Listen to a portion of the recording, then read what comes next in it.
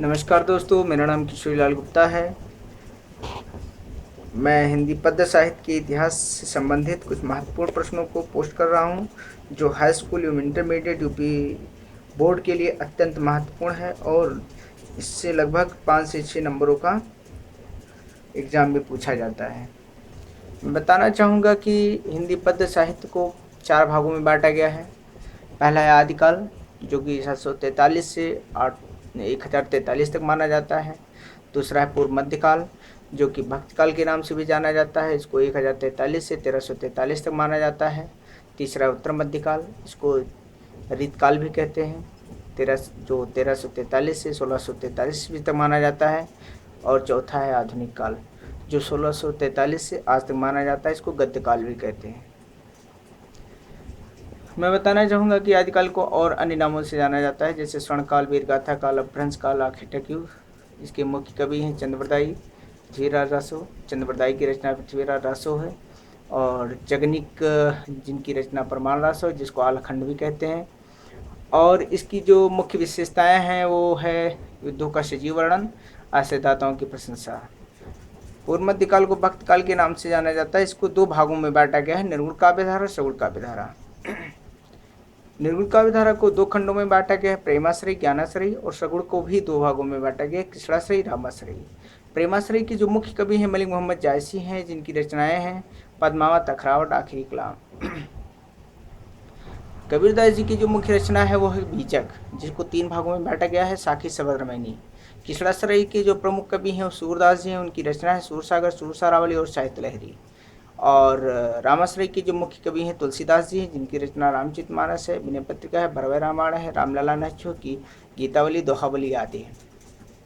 और रीतकाल यानी उत्तर मध्यकाल को रीतकाल भी कहा जाता है। इसको 2 खंडों में बांटा गया है, रीतमुक्त, रीतबद्ध।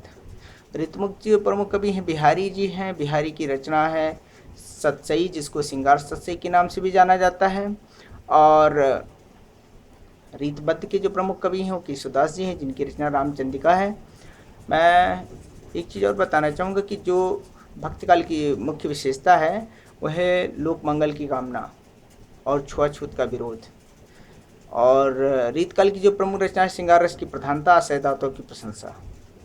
अब आता है आधुनिक काल। आधुनिक काल को गद्यकाल के नाम से जाना जाता है। इसको कई भागों में बांटा गया है, जैसे पूर्व भारतेंदु युग, भारतेंदु युग, द्विवेदी युग, शुक्ल युग, शुक्लोत्तर युग, स्वतंत्र युग।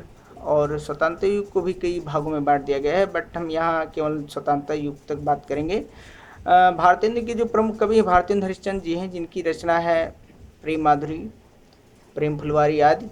और द्विवेदी युग के जो प्रमुख कवि हैं मैथिली शरण गुप्त जी हैं, जिनकी रचना साकेत है।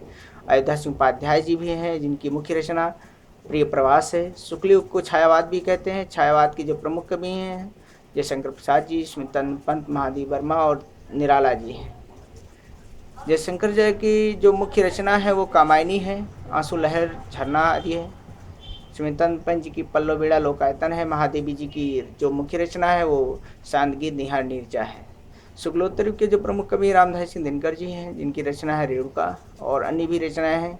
स्वातंत्र युग के जो प्रमुख कवि हैं हरवंश राय बच्चन है, जिनकी मधुशाला, मधुबाला आदि।